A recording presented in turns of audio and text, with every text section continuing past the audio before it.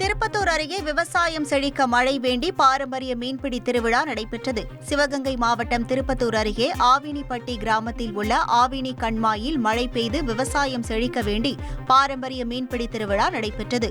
ஆவினிப்பட்டி, இளையாத்தாங்குடி, காவேரிப்பட்டி உள்ளிட்ட 30க்கும் மேற்பட்ட கிராம மக்கள் கலந்து கொண்டு ஊத்தா கூடை, கச்சா, கொசுவலை, அரிவலை உள்ளிட்ட உபகரணங்களை கொண்டு மீன்களை பிடித்தனர். விழாவில் பங்கேற்ற ஆயிரக்கணக்கான மக்கள் விரா, கெழுத்தி, கட்லா, கெண்டை உள்ளிட்ட மீன்களை பிடித்து மகிழ்ச்சி அடைந்தனர்.